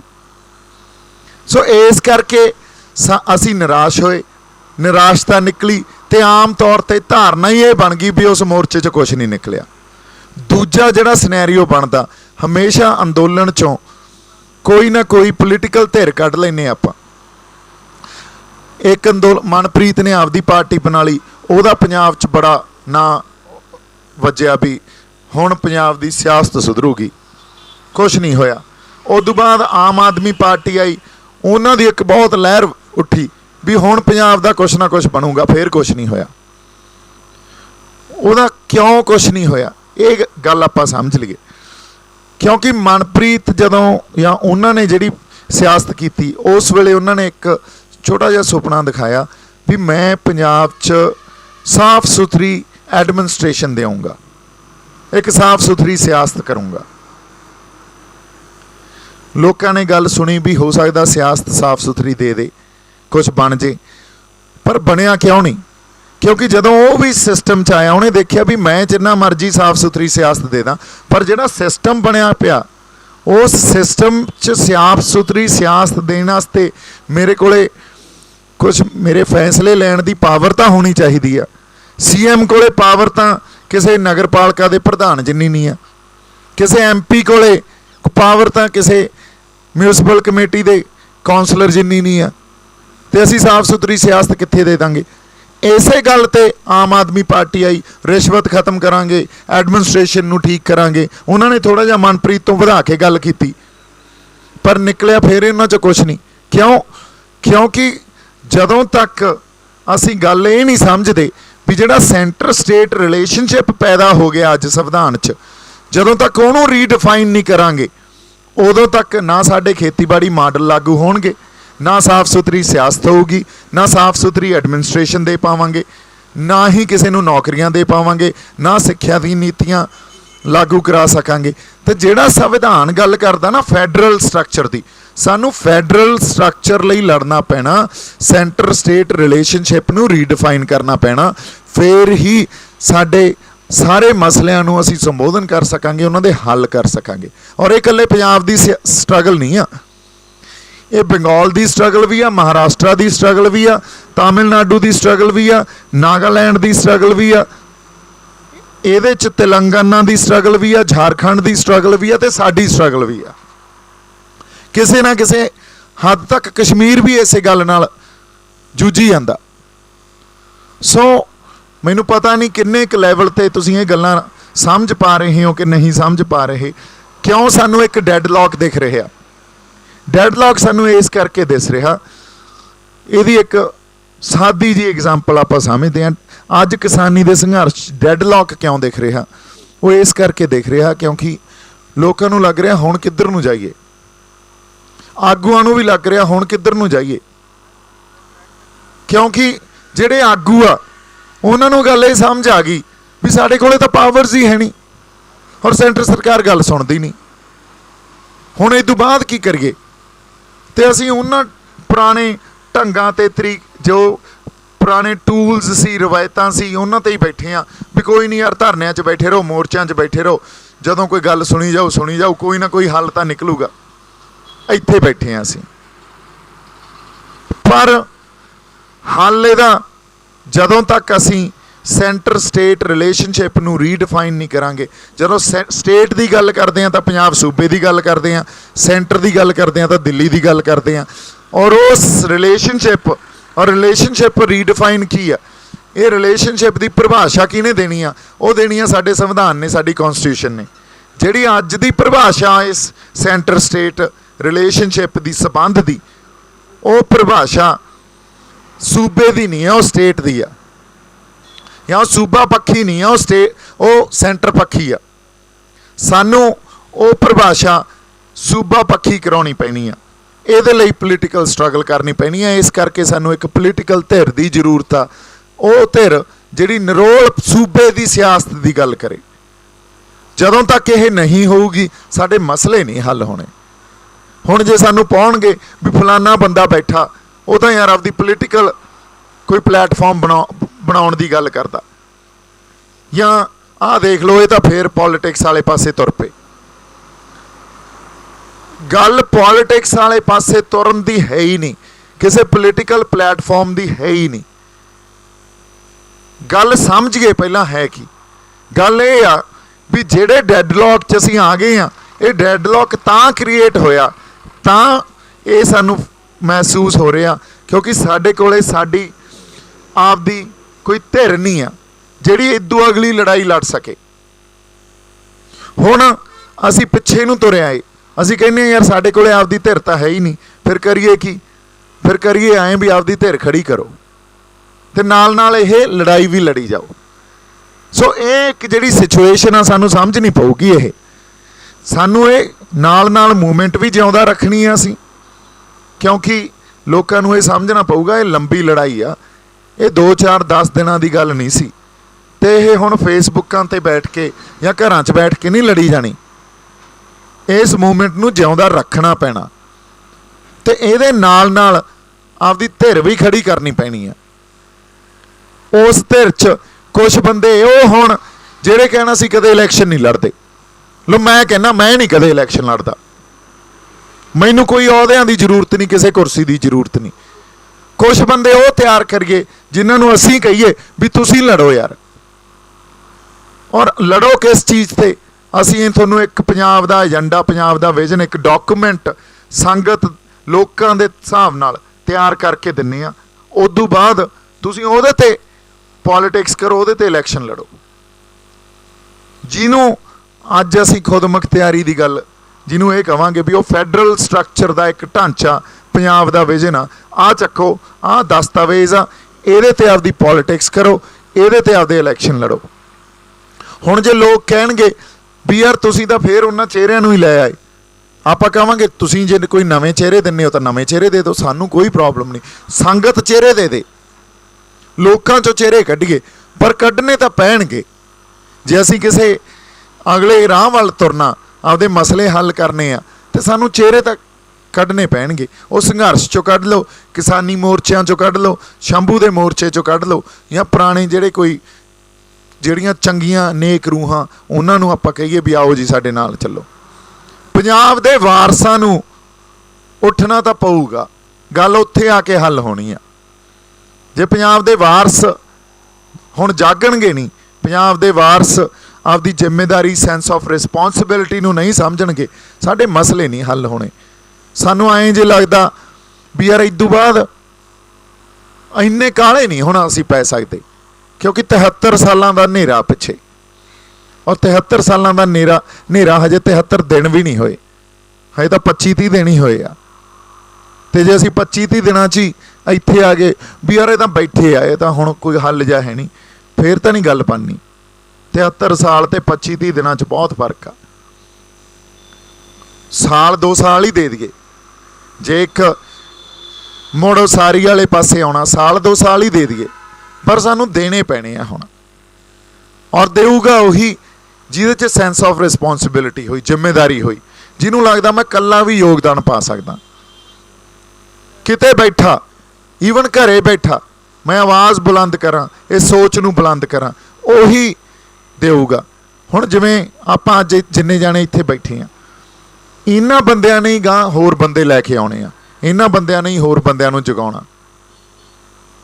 ਔਰ ਜਿਵੇਂ ਇਹ ਗੱਲ ਆਮ ਤੌਰ ਤੇ ਇੱਕ ਧਾਰਨਾ ਹੀ ਬਣ ਗਈ, ਯਾਰ ਰਾਜਨੀਤੀ ਤਾਂ ਗੰਦੇ ਜਿਹੜੇ ਹੁੰਦੇ ਆ ਨਾ, ਜਾਂ ਚੰਗੇ ਬੰਦੇ ਨਹੀਂ ਹੁੰਦੇ, ਉਹਨਾਂ ਦੀ ਗੱਲ ਆ। ਇਸ ਧਾਰਨਾ ਦਾ ਵੀ ਖੰਡਨ ਕਰਨਾ ਪੈਣਾ। ਉਹ ਤਾਂ ਅਸੀਂ ਦੇਖ ਲਿਆ, 73 ਸਾਲਾਂ 'ਚ ਦੇਖ ਲਿਆ, ਤੇ ਉਹਨਾਂ ਨੂੰ ਅਸੀਂ ਕਿਹਾ ਵੀ ਉਹ ਚੰਗੇ ਨਹੀਂ ਆ, ਪਰ ਇਹਦਾ ਮਤਲਬ ਇਹ ਨਹੀਂ ਵੀ ਚੰਗੇ ਨਹੀਂ ਹੋ ਸਕਦੇ। ਜਦੋਂ ਪੰਜਾਬ ਰਾਜਨੀਤੀ ਦੀ ਗੱਲ ਕਰਦਾ, ਜਦੋਂ ਪੰਜਾਬ ਧਰਮ ਦੀ ਗੱਲ ਕਰਦਾ, ਤਾਂ ਸਾਡਾ ਸਿਧਾਂਤ ਮੀਰੀ ਦੇ ਪੀਰੀ ਦੇ ਸਿਧਾਂਤ ਤੇ ਟਿਕਿਆ ਹੋਇਆ। ਇਹਨੂੰ ਸਮਝੀਏ ਪਹਿਲਾਂ ਆਪਾਂ। ਸਾਡੀ ਸਿਆਸਤ ਮੀਰੀ ਤੇ ਪੀਰੀ ਦੇ ਸਿਧਾਂਤ ਤੇ ਟਿਕੀ ਹੋਈ ਆ, ਸਾਡਾ ਧਰਮ ਮੀਰੀ ਤੇ ਪੀਰੀ ਦੇ ਸਿਧਾਂਤ ਤੇ ਟਿਕਿਆ ਹੋਇਆ। ਤੁਹਾਨੂੰ ਪਤਾ ਮੀਰੀ ਕੀ ਸੀ? ਬਾਈ ਤੁਹਾਨੂੰ ਪੁੱਛ ਰਿਹਾ, ਮੀਰੀ ਕੀ ਸੀ? ਪਤਾ ਦੱਸੋ ਜੀ। ਹਾਂਜੀ, ਨਹੀਂ, ਮੀਰੀ ਤਲਵਾਰ ਨਹੀਂ ਹੈ ਜੀ। ਇੱਥੇ ਹੀ ਅਸੀਂ ਪਹਿਲਾਂ ਸਾਡੇ ਸਿਧਾਂਤ ਦੀ ਦੇਖੋ, ਜਦੋਂ ਤੱਕ ਸਾਨੂੰ ਸਾਡੀ ਸਿਧਾਂਤ ਦੀ ਸਮਝ ਨਹੀਂ ਹੈ ਨਾ, ਉਦੋਂ ਤੱਕ ਅਸੀਂ ਲੜਾਈ ਨਹੀਂ ਲੜ ਸਕਦੇ। ਇਸ ਕਰਕੇ ਸਿਧਾਂਤ ਨੂੰ ਸਮਝੋ। ਪਹਿਲਾਂ ਤਾਂ ਉਹ ਸਿਧਾਂਤ ਨਿਕਲਿਆ ਕਿੱਥੋਂ? ਉਹ ਨਿਕਲਿਆ ਸ਼੍ਰੀ ਅਕਾਲ ਤਖਤ ਸਾਹਿਬ ਚੋਂ। ਕਿਹਦਾ ਤਖਤ ਆ ਉਹ? ਅਕਾਲ ਦਾ ਤਖਤ ਆ, ਅਕਾਲ ਪੁਰਖ ਵਾਹਿਗੁਰੂ ਦਾ ਤਖਤ ਆ, ਉਸ ਕ੍ਰੀਏਟਰ ਦਾ ਤਖਤ ਆ ਜਿਹਨੇ ਇਹ ਦੁਨੀਆ ਸਾਜੀ, ਜਿਹਨੇ ਵਾਤਾਵਰਨ, ਬਨਸਪਤੀ, ਇਹ ਸਾਰੀ ਸ੍ਰਿਸ਼ਟੀ ਸਾਜੀ। ਉਹਦੇ ਹੁਕਮ ਦਾ ਜਿਹੜਾ ਆ ਸਾਰਾ ਕੁਝ ਪਾਲਣ ਉਹਦੇ ਹੁਕਮ 'ਚ ਹੀ ਚੱਲ ਰਿਹਾ। ਹੁਣ ਜੇ ਉਸ ਤਖਤ ਤੋਂ ਮੀਰੀ ਤੇ ਪੀਰੀ ਦਾ ਸਿਧਾਂਤ ਨਿਕਲਦਾ, ਜਿਹੜੀ ਪੀਰੀ ਆ ਉਹ ਤਾਂ ਸਾਨੂੰ ਪਤਾ ਧਰਮ ਨਾਲ ਸੰਬੰਧਿਤ ਆ, ਤੇ ਜਿਹੜੀ ਮੀਰੀ ਆ ਉਹ ਕਿਰਦਾਰ ਨਾਲ ਸੰਬੰਧਿਤ ਆ, ਸਿਆਸਤ ਨਾਲ ਸੰਬੰਧਿਤ ਆ। ਧਰਮ ਤੇ ਸਿਆਸਤ, ਧਰਮ ਕਿਹਦਾ? ਅਕਾਲ ਦਾ। ਸਿਆਸਤ ਕਿਹਦੀ? ਅਕਾਲ ਦੀ। ਦੋਨੇ ਗੱਲਾਂ ਹੀ ਅਕਾਲ ਦੀਆਂ। ਹੁਣ ਅਕਾਲ ਦੀ ਜਿਹੜੀ ਸਿਆਸਤ ਆ ਉਹ ਇਕੱਲੇ ਸਿੱਖਾਂ ਤੱਕ ਥੋੜੀ ਲਿਮਿਟਿਡ ਹੋ ਸਕਦੀ ਆ, ਉਹ ਤਾਂ ਸਾਰੀ ਦੁਨੀਆ ਤੱਕ, ਉਹਨਾਂ ਤੱਕ ਪਹੁੰਚ ਰੱਖਦੀ ਆ। ਉਹਦੇ 'ਚ ਹਿੰਦੂਆਂ ਤੱਕ ਵੀ, ਮੁਸਲਮਾਨਾਂ ਤੱਕ ਵੀ, ਜੋ ਉਹਨਾਂ ਦੇ ਹੱਕ ਆ, ਦਲਿਤਾਂ ਦੇ ਵੀ। ਅਕਾਲ ਦੀ ਤਾਂ ਫਿਰ ਇਹੀ ਸਿਆਸਤ ਹੁੰਦੀ ਆ, ਕੱਲਾ ਨਿੱਜ ਦੀ ਸਿਆਸਤ ਥੋੜੀ ਹੋਊਗੀ। ਉਹ ਤਾਂ ਬ੍ਰਹਮੰਡ ਦੀ ਸਿਆਸਤ ਆ। ਸੋ ਜਦੋਂ ਅਸੀਂ ਅਕਾਲ ਦੀ ਸਿਆਸਤ ਦੀ ਗੱਲ ਕਰਦੇ ਹਾਂ ਤਾਂ ਪੰਜਾਬ ਦੀ ਜਿਹੜੀ ਸਿਆਸਤ ਹੋਵੇ ਉਹ ਉਸ ਸਿਧਾਂਤ ਤੇ ਖਰੀ ਉਤਰੇ, ਜਿਹਦੇ 'ਚ ਪੰਜਾਬ 'ਚ ਰਹਿਣ ਵਾਲਾ ਹਰ ਵਰਗ ਸੁਰੱਖਿਅਤ ਮਹਿਸੂਸ ਕਰੇ। ਪੰਜਾਬ 'ਚ ਹਰ ਵਰਗ ਰਹਿਣ ਵਾਲਾ ਉਹ ਆਪਦੀ ਰਿਪਰੈਜ਼ੈਂਟੇਸ਼ਨ ਮਹਿਸੂਸ ਕਰੇ ਵੀ ਮੈਨੂੰ ਜਿਹੜੀ ਸਿਆਸਤ ਇੱਥੋਂ ਖੜੀ ਕੀਤੀ ਗਈ ਆ ਉਹਦੇ 'ਚ ਮੇਰਾ ਕੋਈ ਨਾ ਕੋਈ ਹੱਕ ਜਾਂ ਮੇਰੇ ਜਿਹੜੇ ਫੈਸਲੇ ਆ ਉਹ ਇਹਦੇ 'ਚ ਹੈਗੇ ਆ, ਇਹਨਾਂ ਤੋਂ ਸੱਖਣਾ ਨਹੀਂ ਆ ਇਹ। ਸੋ ਅਸੀਂ ਆਪਦੀ ਸਿਆਸਤ ਨੂੰ ਇਸ ਗੱਲ ਤੇ, ਕਸੌਟੀ ਤੇ, ਅਕਾਲ ਦੀ ਸਿਆਸਤ ਤੇ ਖਰਾ ਉਤਰਨਾ ਪੈਣਾ ਸਾਨੂੰ ਵੀ ਇਹ ਇਕੱਲੇ ਸਿੱਖਾਂ ਦੀ ਸਿਆਸਤ ਨਹੀਂ ਆ। ਜੇ ਹਿੰਦੂ ਆ, ਅਸੀਂ ਕਹੀਏ ਤੁਸੀਂ ਪੱਕੇ ਹਿੰਦੂ ਬਣੋ ਤੇ ਤੁਹਾਡੀ ਰੱਖਿਆ ਅਸੀਂ ਕਰਾਂਗੇ, ਤੁਹਾਡੇ ਸਿਧਾਂਤ ਦੀ ਰੱਖਿਆ ਵੀ ਅਸੀਂ ਕਰਾਂਗੇ। ਜੇ ਕੋਈ ਸਿੱਖ ਆ, ਅਸੀਂ ਕਹੋ ਪੱਕਾ ਸਿੱਖ ਬਣੋ, ਤੁਹਾਡੇ ਸਿਧਾਂਤ ਦੀ ਰੱਖਿਆ ਵੀ ਉਹ ਸਿਆਸਤ ਕਰੂਗੀ। ਜੇ ਕੋਈ ਮੁਸਲਮਾਨ ਆ, ਪੱਕਾ ਮੁਸਲਮਾਨ ਰਹਿ ਬਾਈ ਤੂੰ, ਤੁਹਾਡੇ ਸਿਧਾਂਤ ਦੀ ਵੀ ਰੱਖਿਆ ਅਸੀਂ ਕਰਾਂਗੇ। ਆਈ ਕੋਈ ਹੋਰ ਕਿਸੇ ਮੱਤ 'ਚੋਂ ਆ, ਅਸੀਂ ਕਹਾਂਗੇ ਤੁਸੀਂ ਉਸ ਮੱਤ ਤੇ ਕਾਇਮ ਰਹਿ, ਅਸੀਂ ਤੁਹਾਡੀ ਰੱਖਿਆ ਕਰਾਂਗੇ। ਅਕਾਲ ਦੀ ਸਿਆਸਤ, ਉੱਥੇ ਕੋਈ ਸਿੱਖਾਂ ਦਾ ਨਿੱਜ ਨਹੀਂ, ਕਿਸੇ ਇੱਕ ਵਰਗ ਦਾ ਨਿੱਜ ਨਹੀਂ, ਬੰਦਿਆਂ ਦਾ ਨਿੱਜ ਨਹੀਂ। ਇਹ ਸਿਆਸਤ ਨਹੀਂ ਹੋਈ ਸਾਡੇ ਤੋਂ। ਸੋ ਇਹ ਸਿਆਸਤ ਕਰਨੀ ਪੈਣੀ ਆ ਉਸ ਤਖਤ ਦੇ ਅਧੀਨ ਰਹਿ ਕੇ, ਜਿਹੜਾ ਅਕਾਲ ਦਾ ਤਖਤ ਆ। ਇਹਦੀ ਪ੍ਰਤੱਖ ਐਗਜ਼ਾਮਪਲ ਸਾਡੇ ਕੋਲੇ ਸੀਗੀ। ਜੇ ਅਸੀਂ ਕਹਿੰਦੇ ਹਾਂ ਨਾ 1849 'ਚ ਸਾਡੇ ਕੋਲੇ ਖੇਤੀਬਾੜੀ ਮਾਡਲ ਸੀ, ਇਹਦੀ ਵੀ ਪ੍ਰਤੱਖ ਐਗਜ਼ਾਮਪਲ ਸਾਡੇ ਕੋਲੇ ਸੀਗੀ। ਮਹਾਰਾਜਾ ਰਣਜੀਤ ਸਿੰਘ ਪੰਜਾਬ ਦਾ ਮਹਾਰਾਜਾ, ਲੋਕ ਉਸ ਵੇਲੇ ਉਹਨੂੰ ਮਹਾਰਾਜਾ ਮੰਨਦੇ ਸੀ, ਔਰ ਅਕਾਲੀ ਫੂਲਾ ਸਿੰਘ ਜਥੇਦਾਰ ਅਕਾਲ ਤਖਤ ਸਾਹਿਬ ਮਹਾਰਾਜੇ ਨੂੰ ਸਜ਼ਾ ਲਾ ਦਿੰਦੇ ਆ ਕੋੜਿਆਂ ਦੀ, ਤੇ ਮਹਾਰਾਜਾ ਆਪਦਾ ਕੁੜਤਾ ਲਾ ਕੇ ਖੜਾ ਹੋ ਜਾਂਦਾ ਵੀ ਮਾਰ ਲਓ। ਔਰ ਉਹ ਮਹਾਰਾਜਾ ਜਿਹਦੇ ਕੋਲੇ ਅੰਗਰੇਜ਼ੀ ਉਸ ਵੇਲੇ ਹਕੂਮਤ ਤੇ ਉਸ ਵੇਲੇ ਫਰਾਂਸ ਦੀ ਹਕੂਮਤ ਸੰਧੀਆਂ ਕਰਨ ਨੂੰ ਆ ਰਹੀ ਆ, ਤੇ ਪੇਸ਼ ਕਰਕੇ ਕਹਿਣਾ ਲਾਓ ਮੈਨੂੰ ਸਜ਼ਾ, ਬਹੁਤ ਵੱਡੀ ਗੱਲ ਆ, ਬਹੁਤ ਵੱਡੀ ਐਗਜ਼ਾਮਪਲ ਆ। ਸਾਨੂੰ ਵੀ ਅੱਜ ਜੇ ਸਿਆਸਤ ਖੜੀ ਕਰਨੀ ਆ ਪੰਜਾਬ ਦੀ, ਸਾਨੂੰ ਉਸ ਤਰ੍ਹਾਂ ਦੀ ਸਿਆਸਤ ਖੜੀ ਕਰਨੀ ਪੈਣੀ ਆ ਵੀ ਉਹ ਸਿਆਸਤ ਤੇ ਇੱਕ ਸਾਡੀਆਂ ਪੁਰਾਣੀਆਂ ਰਵਾਇਤਾਂ ਦੀ, ਜਥੇਬੰਦੀਆਂ ਦੀ, ਸੰਪਰਦਾਵਾਂ ਦੀ ਜਾਂ ਸ਼੍ਰੀ ਅਕਾਲ ਤਖਤ ਸਾਹਿਬ ਦੀ ਇੱਕ ਪਹਿਰਾਦਾਰੀ ਰਹੇ। ਔਰ ਉਹ ਜਿਹੜੇ ਬੰਦੇ ਉੱਥੇ ਬੈਠੇ ਆ, ਉਹਨਾਂ ਅਹੁਦਿਆਂ ਤੇ ਬੈਠੇ ਆ, ਉਹ ਸਿਆਸਤ 'ਚੋਂ ਨਾ ਨਿਕਲੇ ਹੋਣ, ਉਹਦਾ ਧਰਮ 'ਚੋਂ ਨਿਕਲਣ, ਕਿਉਂਕਿ ਧਰਮ ਦੀ ਪਹਿਰੇਦਾਰੀ ਸਿਆਸਤ ਤੇ ਜ਼ਰੂਰੀ ਆ। ਅੱਜ ਉਲਟਾ ਹੋ ਰੱਖਿਆ, ਅੱਜ ਸਿਆਸਤ ਦੀ ਧਰਮ ਤੇ ਪਹਿਰੇਦਾਰੀ ਲਾਈ ਬੈਠੇ ਆ ਇਹ। ਸੋ ਗੱਲਾਂ ਆਪਾਂ ਚੱਲੇ ਆ ਪੰਜਾਬ ਕੇਂਦਰਤ ਖੇਤੀਬਾੜੀ ਮਾਡਲ ਤੋਂ। ਗੱਲ ਗਈ ਕਿੱਥੇ? ਇਹਦਾ ਮਤਲਬ ਇਹ ਆ, ਇਹ ਗੱਲ ਇੰਟਰ ਰਿਲੇਟਡ ਆ। ਪੰਜਾਬ ਦੇ ਫੈਸਲੇ ਲੈਣ ਦਾ ਜਿਹੜਾ ਹੱਕ ਸਾਡੇ ਕੋਲੇ ਹੋਣੇ ਚਾਹੀਦੇ ਆ, ਤੇ ਪੰਜਾਬ ਕੇਂਦਰਤ ਖੇਤੀਬਾੜੀ ਮਾਡਲ, ਇਹ ਇੱਕ ਇੰਟਰ ਰਿਲੇਟਡ ਗੱਲ ਆ। ਇਹ ਆਪਸ 'ਚ ਨਿਖੜੀਆਂ ਗੱਲਾਂ ਨਹੀਂ ਆ। ਜਦੋਂ ਨਿਖੜੀਆਂ ਨਹੀਂ ਆ ਤੇ ਸਾਡੀ ਸਟਰਗਲ ਅੱਜ ਪੋਲੀਟੀਕਲ ਹੋ ਰੱਖੀ ਆ, ਸਾਡਾ ਡੈਡਲੌਕ ਆ ਜਿਹੜਾ ਉਹ ਪੋਲੀਟੀਕਲ ਸਟਰਗਲ ਦੇ ਕਰਕੇ ਸਾਡੇ ਕੋਲੇ ਹੈ ਨਹੀਂ, ਉਹ ਬਣ ਗਿਆ, ਤੇ ਸਾਨੂੰ ਉਹ ਧਿਰ ਖੜੀ ਕਰਨੀ ਪੈਣੀ ਆ, ਨਾਲ ਦੀ ਨਾਲ ਇਹ ਮੂਵਮੈਂਟ ਚਾਲੂ ਰੱਖਣੀ ਪੈਣੀ ਹੈ, ਇਸ ਅੰਦੋਲਨ ਨੂੰ ਜਿਉਂਦਾ ਰੱਖਣਾ ਪੈਣਾ। ਅਦਰਵਾਈਜ਼ ਫਿਰ ਅਸੀਂ ਲੋਕ ਜਾਗੇ ਆ ਔਰ 10 ਕੁ ਦਿਨਾਂ 'ਚ ਜੇ ਇਹ ਗੱਲ ਜਿਉਂਦੀ ਨਹੀਂ ਰਹੀ, ਲੋਕਾਂ ਨੇ ਭੁੱਲ ਜਾਣਾ, ਆਪਾਂ ਸਾਰਿਆਂ ਨੇ ਆਪਦੇ ਕੰਮਾਂ ਕਾਰਾਂ 'ਚ ਹੋ ਜਾਣਾ, ਤੇ ਗੱਲ ਫਿਰ ਅਸੀਂ ਇਹ ਸਾਡੀ ਮਾਨਸਿਕਤਾ 'ਚੋਂ ਹੀ ਨਿਕਲ ਜਾਣੀ ਆ ਵੀ ਕੋਈ ਅੰਦੋਲਨ, ਇਹ ਗੱਲ ਯਾਦ ਕਰਨਾ ਵੇਲੇ ਰਹਿ ਜੂਗੀ, ਪਰ ਅਦਰਵਾਈਜ਼ ਇਹਦੇ ਤੇ ਕਰਨਾ ਕੀ ਆ, ਅੱਗੇ ਵਧਣਾ ਕਿਵੇਂ ਆ, ਸੇਧ ਕੀ ਹੋਣੀ ਚਾਹੀਦੀ ਹੈ, ਇਹ ਸਭ ਕੁਝ ਨਿਕਲ ਜਾਣਾ। ਜਿਵੇਂ ਮੈਂ ਕਿਹਾ, ਲੋਕਾਂ ਦਾ ਜਾਗਣਾ, ਲੋਕਾਂ ਨੂੰ ਜਗਾਉਣਾ ਇਕੱਲੀ ਸਾਡੀ ਡਿਊਟੀ ਨਹੀਂ ਹੁੰਦੀ, ਹੁਣ ਗਾਂ ਸੇਧ ਦੇਣੀ ਬਹੁਤ ਵੱਡੀ ਡਿਊਟੀ ਆ। ਸੋ ਇਸ ਕਰਕੇ ਇੱਕ ਤਾਂ ਆਪਦੀ ਸਿਆਸਤ ਖੜੀ ਕਰੀਏ, ਸਿਆਸਤ ਤੇ ਪਹਿਰਾਦਾਰੀ ਸਿਸਟਮ ਖੜਾ ਕਰੀਏ, ਨਾਲ ਦੀ ਨਾਲ ਅਸੀਂ ਆਪਦਾ ਇੱਕ agricultural agrarian model, Punjab central agrarian model ਤਿਆਰ ਕਰੀਏ, ਤੇ ਉਸ ਸਿਆਸਤ ਨੂੰ ਕਹੀਏ ਵੀ ਇਹਦੇ ਤੇ ਹੁਣ ਤੁਸੀਂ ਇਹਨੂੰ ਲਾਗੂ ਕਰਾਉਣ ਤੇ ਸਟਰਗਲ ਕਰੋ। ਸੋ ਇਹ ਇੱਕ ਮੋਟੇ ਤੌਰ ਤੇ ਜਿਹੜਾ ਗਾਂਹ ਵਾਲਾ ਸਾਡਾ ਰਾਹ ਇਹ ਆ, ਤੇ ਇਹਦੇ 'ਚ ਸਾਨੂੰ ਕਾਹਲਾ ਨਹੀਂ ਹੁਣ ਪੈਣਾ ਚਾਹੀਦਾ। ਜੇ ਅਸੀਂ ਬੈਠੇ ਆ ਇੱਥੇ, ਸਾਡੇ 'ਚ ਕਿਤੇ ਨਾ ਕਿਤੇ ਅੰਦਰ ਜ਼ਮੀਰ ਜਾਗਦੀ ਆ, ਤੇ ਅਸੀਂ ਆਪਦਾ ਬਾਗੀਪੁਣਾ ਦਿਖਾਇਆ, ਕਿਉਂਕਿ ਅੱਜ ਮੈਂ ਜਿਵੇਂ ਕੱਲ ਅਸੀਂ ਗੱਲ ਕਰਦੇ ਸੀ, ਪੰਜਾਬ ਦਾ ਜਿਹੜਾ ਸਮਾਜ ਸਿਰਜਿਆ ਗਿਆ ਨਾ ਸਾਡਾ, ਹੁਣ ਸਮਾਜ ਦਾ, ਪੰਜਾਬ ਦਾ ਭਲਾ ਹੀ ਇਸ ਗੱਲ 'ਚ ਆ ਵੀ ਪੰਜਾਬ ਸੰਘਰਸ਼ 'ਚ ਰਹੇ। ਜਦੋਂ ਪੰਜਾਬ ਜਿੰਨੀ ਦੇਰ ਸੰਘਰਸ਼ 'ਚ ਰਹੂਗਾ, ਆਪਦੀਆਂ ਲੀਹਾਂ ਤੇ, ਆਪਦੀਆਂ ਪੈੜਾਂ ਤੇ ਜਾਂ ਆਪਦੀਆਂ ਜੜ੍ਹਾਂ ਮੁੜ ਆਊਗਾ। ਮੰਨ ਲਓ ਆ ਸੰਘਰਸ਼ ਨਾ ਹੁੰਦਾ ਤੇ ਆਪਾਂ ਇਹ ਗੱਲਾਂ ਕਰਨੀਆਂ ਸੀ? ਸੰਘਰਸ਼ ਖੜਾ ਹੋਇਆ ਤਾਂ ਇਹ ਗੱਲਾਂ ਕੀਤੀਆਂ ਨਾ। ਸੋ ਅੱਜ ਸਾਡਾ ਜ਼ਰੂਰਤ ਆ ਇਹ ਵੀ ਪੰਜਾਬ ਸੰਘਰਸ਼ 'ਚ ਰਹੇ, ਇਹ ਸਾਡੀ ਜ਼ਰੂਰਤ ਬਣ ਚੁੱਕੀ ਆ। ਇਹਦੂ ਬਿਨਾਂ ਲੋਕਾਂ ਨੇ ਜਾਗਣਾ ਨਹੀਂ, ਆ ਗੱਲਾਂ ਨਹੀਂ ਸਮਝ ਆਉਣੀਆਂ, ਖੁਦ ਮੁਖਤਿਆਰੀ ਦੀ ਗੱਲ ਸਮਝ ਨਹੀਂ ਆਉਣੀ, ਫੈਡਰਲ ਸਟਰਕਚਰ ਦੀ ਗੱਲ ਨਹੀਂ ਸਮਝ ਆਉਣੀ। ਔਰ ਕਿਸੇ ਵੀ ਸੂਬੇ ਲਈ, ਇਕੱਲੇ ਪੰਜਾਬ ਲਈ ਨਹੀਂ, ਜਦੋਂ ਪਾਵਰ ਏਡੀ ਵੱਡੀ ਸੈਂਟਰਲਾਈਜ਼ ਹੋ ਗਈ ਆ ਨਾ, ਉਹ ਕਿਸੇ ਵੀ ਸੂਬੇ ਦੀ ਜ਼ਰੂਰਤ ਆ ਵੀ ਉਹ ਸੰਘਰਸ਼ 'ਚ ਰਹਿਣ, ਤਾਂ ਹੀ ਡੀਸੈਂਟਰਲਾਈਜੇਸ਼ਨ ਆਫ ਪਾਵਰ ਲਈ ਲੜਿਆ ਜਾ ਸਕਦਾ। ਸੋ ਮੇਰੀ ਬੇਨਤੀ ਆ ਤੁਹਾਨੂੰ ਸਾਰਿਆਂ ਨੂੰ ਵੀ ਇਸ ਸੰਘਰਸ਼ ਨੂੰ ਆਪਾਂ ਹੌਲੀ ਨਹੀਂ ਹੋਣ ਦੇਣਾ, ਕਮਜ਼ੋਰ ਨਹੀਂ ਹੋਣ ਦੇਣਾ, ਇਹਦੇ 'ਚ ਸਾਡਾ ਭਲਾ। ਜੇ ਮੈਂ ਇੱਥੇ ਬੈਠਾ, ਤੁਸੀਂ ਆਏ ਹੋ, ਤਾਂ ਬਹੁਤ ਵੱਡਾ ਇੱਕ ਪਰਪਸ ਅਸੀਂ ਆਪਦੇ ਸਮਾਜ ਲਈ ਉਹਨੂੰ ਹੱਲ ਕਰ ਰਹੇ ਹਾਂ, ਉਹਨੂੰ ਇੱਕ ਸਮਾਜ ਨੂੰ ਸਹੀ ਦਿਸ਼ਾ 'ਚ ਲੈ ਕੇ ਜਾ ਰਹੇ ਹਾਂ। ਸਾਨੂੰ ਗੱਲਾਂ ਆਈ ਗੱਲਾਂ ਕਰਕੇ ਸਮਝ ਆ ਰਹੀਆਂ, ਅਦਰਵਾਈਜ਼ ਇਹ ਗੱਲ ਮੈਨੂੰ ਵੀ ਸਮਝ ਨਹੀਂ ਸੀ ਵੀ ਸਾਡਾ ਪੰਜਾਬ ਦੇ ਸਮਾਜ ਦਾ ਭਲਾ ਕਿਵੇਂ ਹੋਊਗਾ। ਔਰ ਇਹ ਗੱਲ ਪਿਛਲੇ ਕੁਝ ਦਿਨਾਂ 'ਚ ਹੀ ਸਮਝ ਆਈ ਆ ਵੀ ਯਾਰ ਆਹ ਗੱਲ ਤਾਂ ਬਹੁਤ ਸਹੀ ਪਾਸੇ ਜਾ ਰਹੀ ਆ, ਔਰ ਇਹ ਤਾਂ ਹੀ ਗਈ ਆ ਕਿਉਂਕਿ ਇੱਕ ਸੰਘਰਸ਼ ਸ਼ੁਰੂ ਹੋਇਆ। ਸੋ ਪੰਜਾਬ ਦਾ ਭਲਾ ਹੀ ਤਾਂ ਜੇ ਪੰਜਾਬ ਸੰਘਰਸ਼ 'ਚ ਰਹਿੰਦਾ। ਅੱਜ ਦੀ ਲੋੜ ਸਾਡੀ ਇਹ ਬਣ ਚੁੱਕੀ ਆ। ਸੋ ਇਸ ਕਰਕੇ ਤੁਸੀਂ ਰੋਜ਼ ਦੀ ਤਰ੍ਹਾਂ ਕੰਮਕਾਰ ਸਾਰੇ ਆਪਾਂ ਬਿਜ਼ੀ ਆ, ਇਹ ਪਤਾ ਆਪਾਂ ਨੂੰ, ਪਰ ਤੁਹਾਨੂੰ ਰੋਜ਼ ਦੀ ਤਰ੍ਹਾਂ ਆਉਣਾ ਚਾਹੀਦਾ। ਔਰ ਤੁਹਾਨੂੰ ਇੱਥੇ ਇੱਕ ਸਿਰ ਦੀ ਗਿਣਤੀ ਬਹੁਤ ਕੀਮਤੀ ਆ।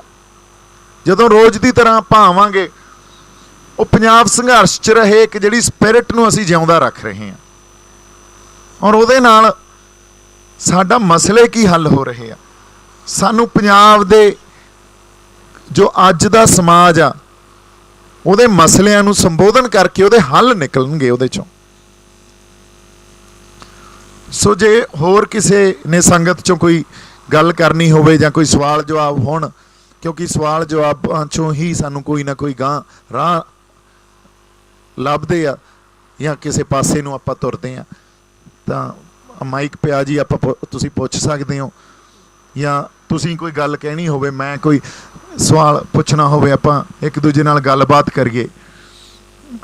ਜਿਵੇਂ ਅੱਜ ਤੁਸੀਂ ਆ ਕੇ ਬੜੀ ਸੋਹਣੀ ਗੱਲ ਕਹੀ ਸੀ ਵੀ ਹੁਣ ਸਾਨੂੰ ਗਾਂਹ ਨਹੀਂ ਪਤਾ ਲੱਗ ਰਿਹਾ ਕਿੱਧਰ ਨੂੰ ਜਾਈਏ, ਹੈ ਨਾ। ਸੋ ਇਹਦੇ ਜੇ ਹਜੇ ਵੀ ਕੋਈ ਤੁਹਾਡੇ ਮਨ 'ਚ ਕੋਈ ਗੱਲ ਹੈਗੀ ਆ ਤਾਂ ਪਲੀਜ਼ ਤੁਸੀਂ ਪੁੱਛ ਸਕਦੇ ਹੋ ਜੀ।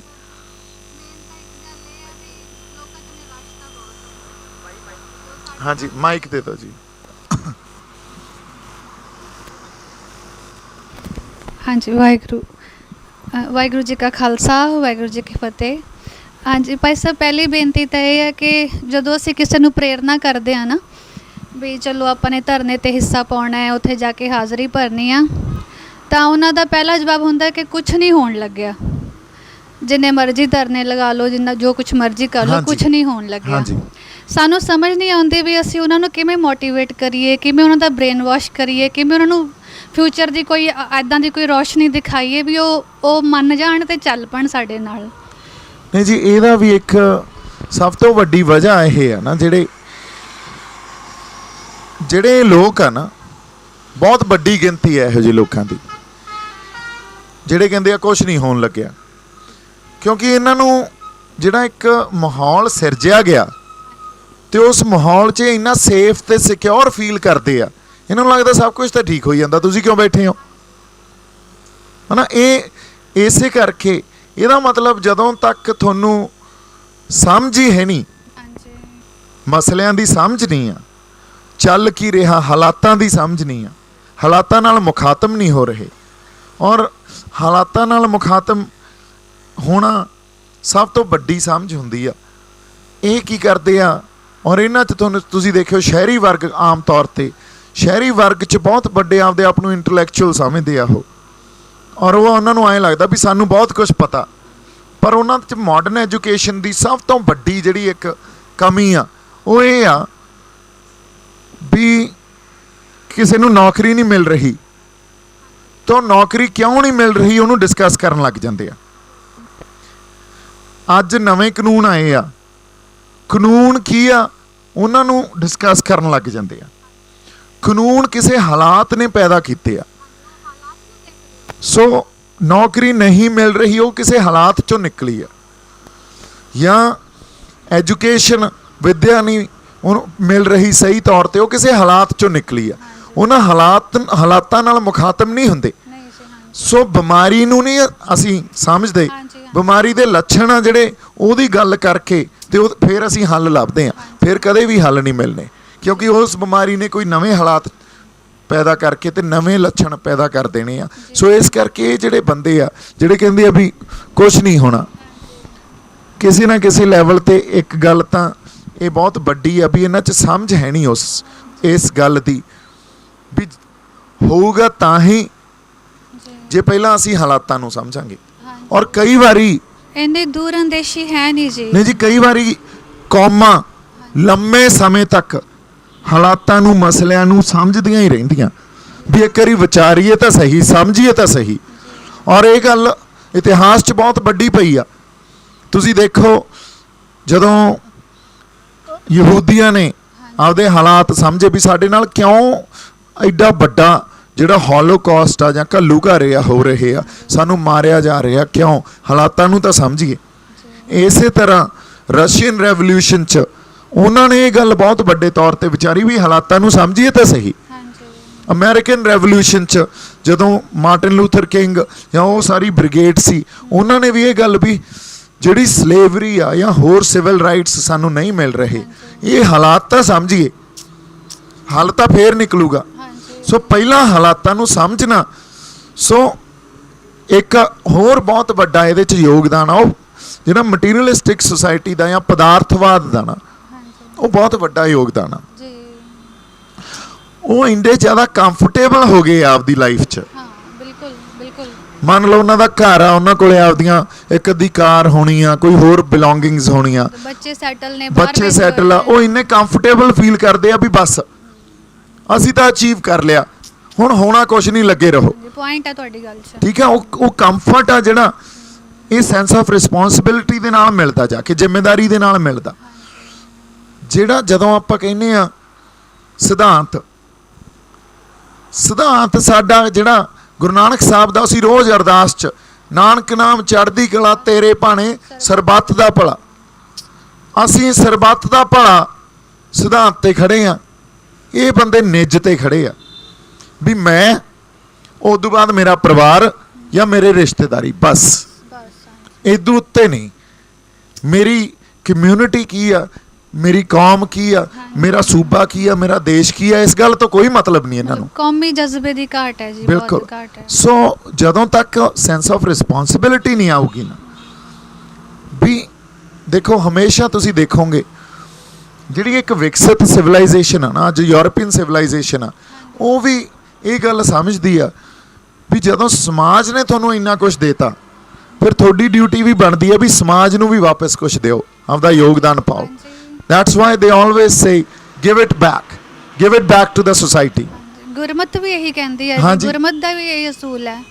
ਸਾਡਾ ਤਾਂ ਮੈਂ ਉਹੀ ਕਿਹਾ ਨਾ, ਸਰਬੱਤ ਦਾ ਭਲਾ ਸੀ ਤਾਂ ਅਰਦਾਸ 'ਚ ਹੀ ਇਹ, ਜਦੋਂ ਸਰਬੱਤ ਦੇ ਭਲੇ ਦੀ, ਫਿਰ ਉਹਦੇ ਲਈ ਸਾਨੂੰ ਕੁਝ ਕਰਨਾ ਪਊਗਾ ਨਾ, ਉਹਦੇ ਤੇ ਸਾਨੂੰ ਕੋਈ ਨਾ ਕੋਈ ਐਕਟ ਕਰਨਾ ਪਊ ਸਰਬੱਤ ਦੇ ਭਲੇ ਲਈ।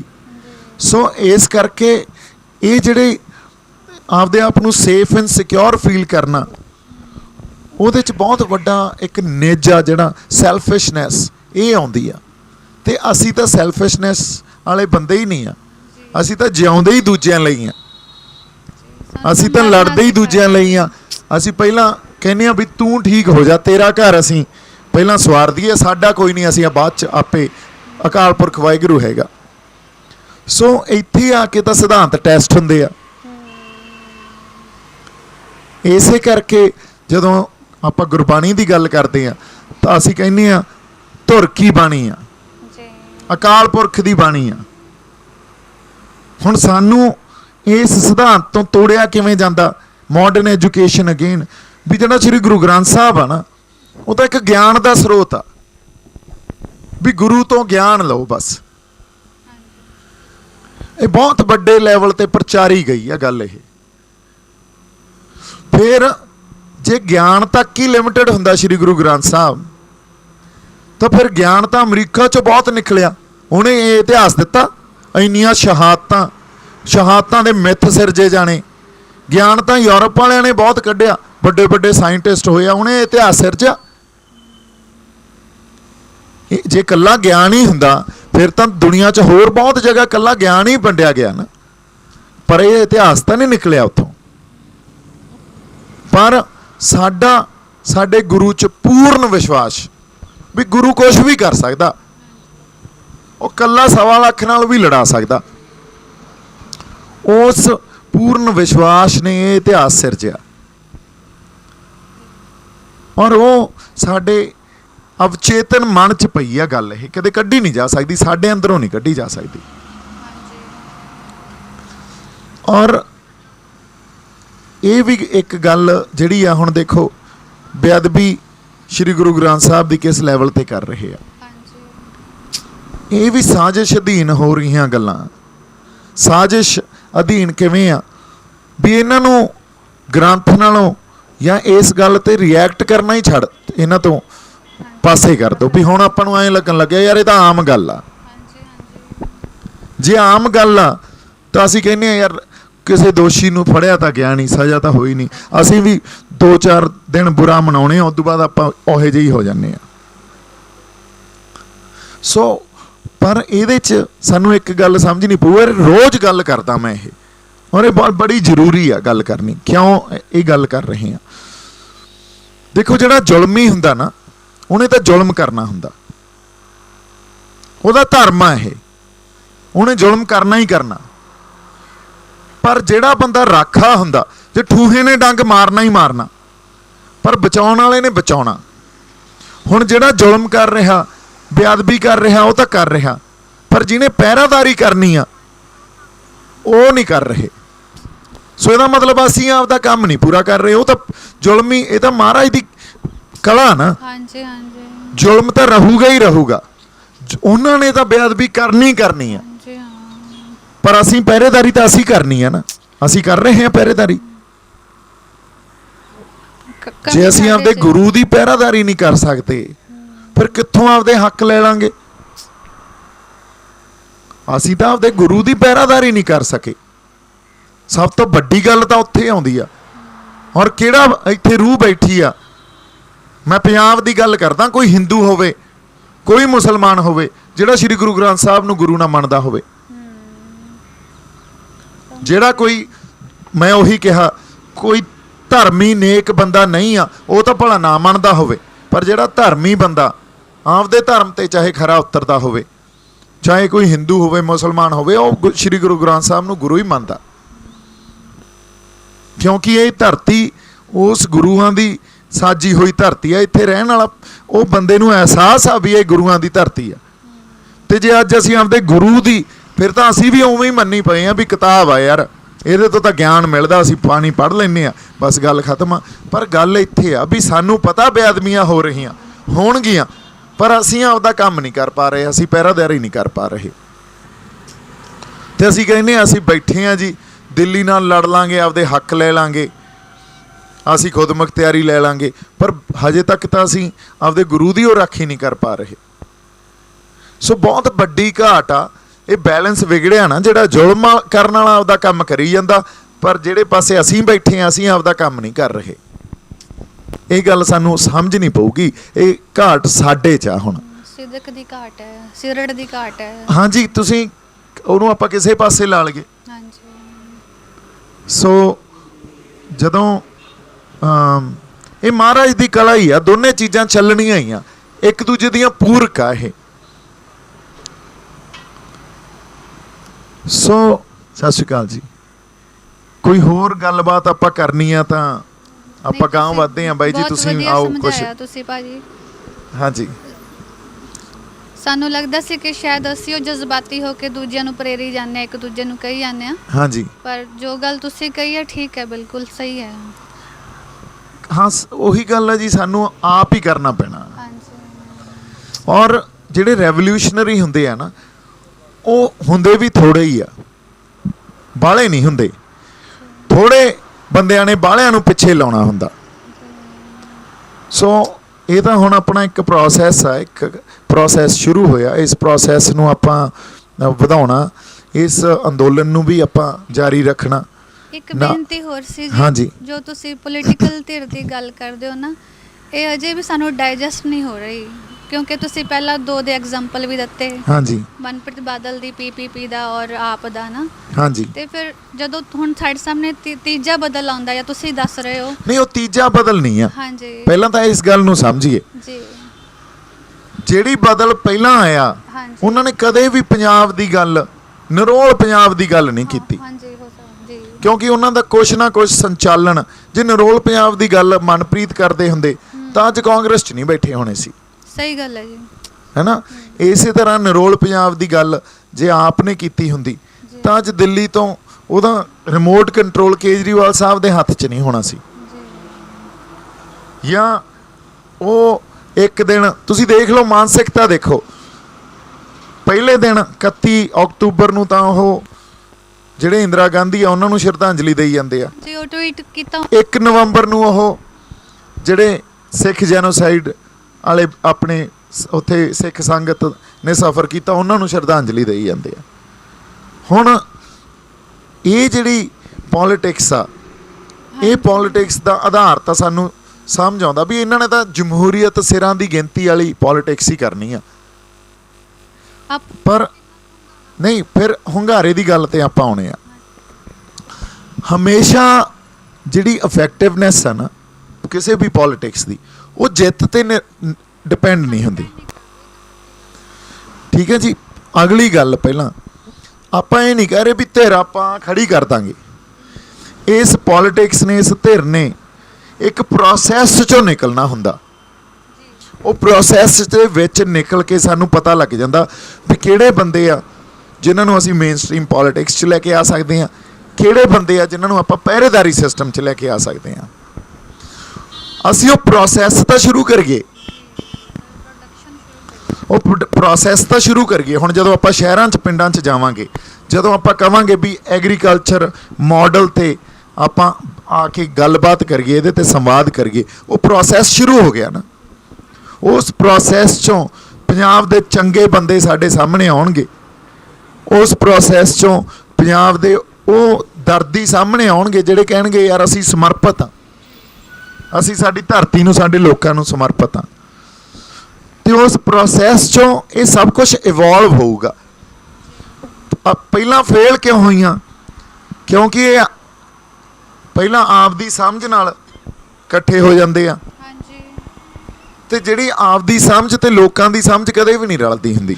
ਇਹ ਤਾਂ ਹੈ ਜੀ। ਲੋਕਾਂ ਦੀ ਸਮਝ ਕੁਝ ਹੋਰ ਹੁੰਦੀ ਆ, ਇਹਨਾਂ ਦੀ ਸਮਝ ਕੁਝ ਹੋਰ ਹੁੰਦੀ ਸੀ, ਤੇ ਇਹ ਕਦੇ ਵੀ ਸਕਸੈਸਫੁਲ ਨਹੀਂ ਹੋਏ। ਸਹੀ ਗੱਲ ਹੈ। ਜਦੋਂ ਲੋਕਾਂ ਦੀ ਸਮਝ ਤੇ ਇਹ ਸਮਝ ਰਲੂਗੀ, ਉਹ ਇਵੋਲਵ ਹੋਊਗਾ ਪ੍ਰੋਸੈਸ ਚੋਂ, ਉਦੋਂ ਕੁਝ ਪੰਜਾਬ ਖਾਤਰ ਗੱਲ ਸਹੀ ਨਿਕਲ ਸਕਦੀ ਆ। ਹੁਣ ਉੱਥੇ ਵੀ ਜਿੱਤ ਹੀ ਸਭ ਕੁਝ ਨਹੀਂ ਆ। ਹਾਂਜੀ। ਉੱਥੇ ਜੇ ਤੁਹਾਡੀ ਇਫੈਕਟਿਵਨੈਸ, ਇੰਪੈਕਟ ਵੀ ਆਉਣਾ ਸ਼ੁਰੂ ਹੋ ਜੇ ਵੀ ਪੰਜਾਬ ਦੀ ਪੋਲੀਟੀਕਲ ਸਿਨੈਰੀਓ ਨੂੰ ਆ 15 20 30 ਬੰਦੇ ਇੰਪੈਕਟ ਰੱਖਦੇ ਆ ਇਹਦੇ ਤੇ, ਉਹ ਵੀ ਬਹੁਤ ਵੱਡੀ ਗੱਲ ਹੁੰਦੀ ਹੈ। ਉਹ ਪੋਲੀਟੀਕਲ ਪਹਿਰਾ ਦੇ ਸਕਦੇ ਆ। ਜਿਵੇਂ ਅੱਜ ਕਿਸਾਨਾਂ ਨੂੰ ਪਤਾ ਵੀ ਜੇ ਅਸੀਂ ਕਿਤੇ ਫਿਰ ਕੇ ਤਾਂ ਸ਼ੰਭੂ ਮੋਰਚੇ ਵਾਲੇ ਬੈਠੇ ਆ, ਉਹਨਾਂ ਨੇ ਉਦੋਂ ਹੀ ਸਾਨੂੰ ਬੇਨਕਾਬ ਕਰਨਾ ਸ਼ੁਰੂ ਕਰ ਦੇਣਾ।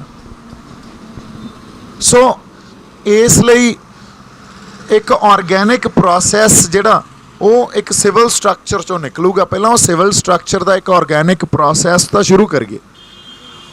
ਜੇ ਉਹ ਪ੍ਰੋਸੈਸ ਸ਼ੁਰੂ ਹੋਊਗਾ ਫਿਰ ਸਾਨੂੰ ਬੰਦੇ ਲੱਭਣੇ ਨਹੀਂ ਪੈਣੇ, ਉਹ ਆਪੇ ਹੀ ਉਹਦੇ ਚੋਂ ਪੈਦਾ ਹੋ ਜਾਣਗੇ, ਔਰ ਉਹ ਲੋਕਾਂ ਨੇ ਹੀ ਦੇ ਦੇਣੇ ਆ ਵੀ ਆ ਯਾਰ ਫਲਾਨਾ ਬੰਦਾ, ਫਲਾਨਾ ਬੰਦਾ, ਫਲਾਨਾ ਬੰਦਾ। ਜੇ ਉਹ ਪ੍ਰੋਸੈਸ ਨਹੀਂ ਸ਼ੁਰੂ ਹੋਊਗਾ ਫਿਰ ਅਸੀਂ ਮਾਤ ਖਾ ਜਾਾਂਗੇ। ਫਿਰ ਹਮੇਸ਼ਾ ਵਾਂਗੂ ਇੱਥੋਂ ਵੀ ਨਿਰਾਸ਼ਤਾ ਹੀ ਨਿਕਲਣੀ ਆ, ਅਸੀਂ ਇਹਦੇ ਚੋਂ ਕੱਢ ਕੁਛ ਨਹੀਂ ਸਕਦੇ। ਸੋ ਇਹ ਸਾਰਾ ਸੰਘਰਸ਼ ਦਾ ਪਾਰਟ ਹੀ ਆ, ਸੰਘਰਸ਼ ਦਾ ਹਿੱਸਾ। ਤੇ ਇਸ ਕਰਕੇ ਆਪਾਂ ਕੋਈ ਤੀਜਾ ਜਾਂ ਚੌਥਾ ਸੰਗਠਨ ਨਹੀਂ ਕੱਢ ਰਹੇ। ਆਪਾਂ ਪਹਿਲੀ ਵਾਰੀ ਆਰਗੈਨਿਕ ਵੇ 'ਚ ਪੰਜਾਬ ਦਾ ਪਹਿਲਾ ਸੰਗਠਨ ਕੱਢਣ ਦੀ ਕੋਸ਼ਿਸ਼ ਕਰ ਰਹੇ ਹਾਂ। ਕੀ ਪਤਾ ਅਸੀਂ ਕਾਮਯਾਬ ਹੋ ਜਾਈਏ, ਕੀ ਪਤਾ ਲਿਖਿਆ ਹੁਣ ਮਹਾਰਾਜ ਨੇ ਇਹ ਸਾਡੇ ਸਾਰਿਆਂ ਤੋਂ ਸੇਵਾ ਲੈਣੀ ਆ ਤੇ ਲਿਖਿਆ ਵੀ ਅਸੀਂ ਕਾਮਯਾਬ ਹੋ ਜਾਈਏ। ਸੋ ਪ੍ਰੋਸੈਸ ਤਾਂ ਸ਼ੁਰੂ ਕਰੀਏ। ਬਈ ਆਓ 2-4 ਗੱਲਾਂ ਕਰੋ ਪਲੀਜ਼। ਆ ਜਾਓ।